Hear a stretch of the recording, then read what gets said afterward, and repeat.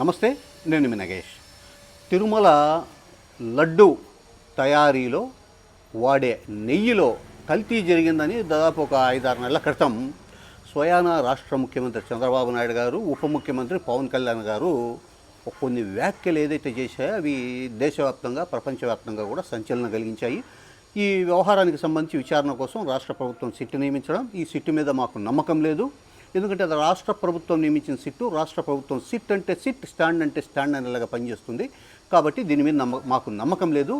కేంద్ర ప్రభుత్వ దర్యాప్తు సంస్థతో ఈ అంశానికి సంబంధించి దర్యాప్తు జరిపించాలి అని తిరుమల తిరుపతి దేవస్థానానికి గతంలో చైర్మన్గా పనిచేసిన వైవి సుబ్బారెడ్డి గారు కానివ్వండి, ఆ తర్వాత బీజేపీ నాయకుడు మాజీ ఎంపీ సుబ్రహ్మణ్య స్వామి గారు కానివ్వండి, వీళ్ళు సుప్రీంకోర్టును ఆశ్రయించడం, సుప్రీంకోర్టు సిబిఐ, రాష్ట్ర ప్రభుత్వ పోలీసు విభాగం ప్లస్ కేంద్ర ఆహార భద్రతా శాఖకు సంబంధించిన ఒక అధికారితో ప్రత్యేకంగా సిట్ నియమించింది. ఆ సిట్టు కొన్ని రోజుల క్రితం తిరుపతి కేంద్రంగా చేసుకుని దర్యాప్తు ప్రారంభించింది. సో ఈ దర్యాప్తులో భాగంగా ఏఆర్ డైరీ, అలాగే బోలోబాబా డైరీ, ఇతర డైరీలకు సంబంధించిన కొంతమందిని అరెస్టు చేశారు, కోర్టులో పెట్టారు. వాళ్ళు ఇప్పుడు జైల్లో ఉన్నారు. సో వాళ్ళను కూడా పోలీసు విచారణ కోసం కోర్టులో ఒక పిటిషన్ వేసి వాళ్ళని విచారణకు తీసుకునే ఆలోచన కూడా సిట్టు చేస్తూ ఉంది. ఇది ఇప్పుడు ఈ తిరుమల లడ్డూ తయారీకి ఉపయోగించే నెయ్యి కల్తీ ఆరోపణలకు సంబంధించి నమోదైన కేసుకు సంబంధించిన సుప్రీంకోర్టు నియమించిన సిట్టు దర్యాప్తుకు సంబంధించిన అప్డేట్.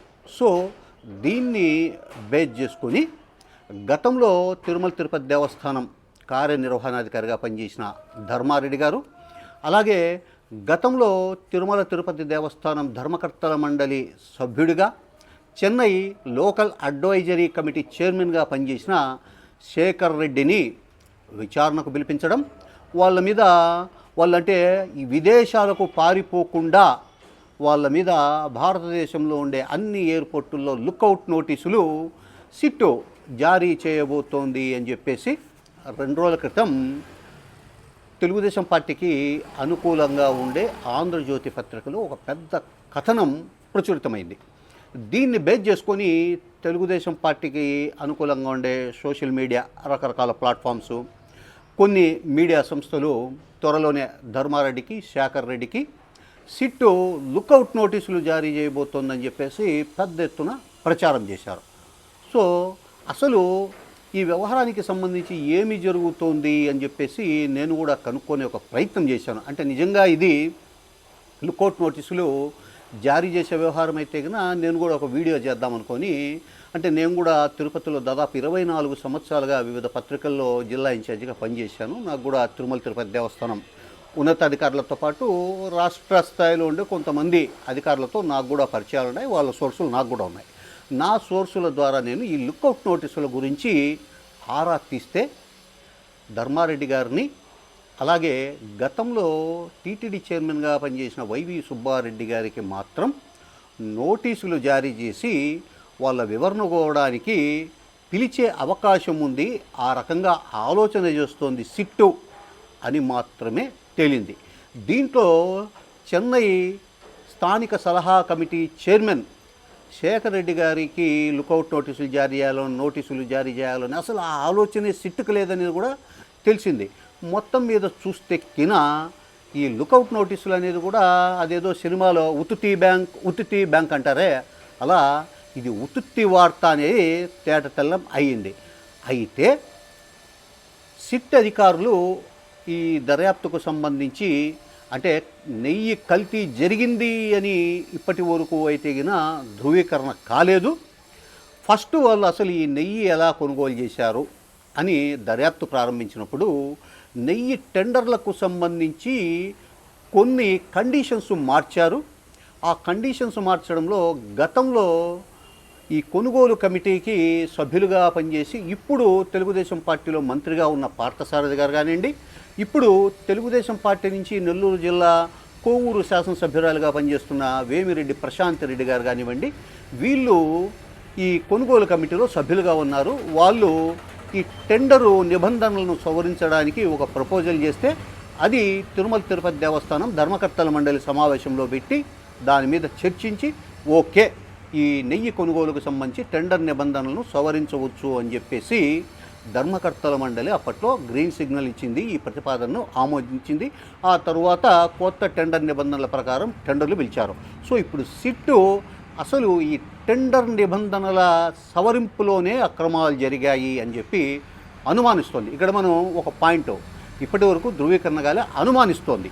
ఈ టెండర్ నిబంధనలు మార్చడం కోసం కొంతమందికి మేలు చేయడానికే ఈ నిబంధనలు మార్చినారు అనే ఒక అనుమానం సిట్ వాళ్ళల్లో వ్యక్తమవుతూ ఉంది.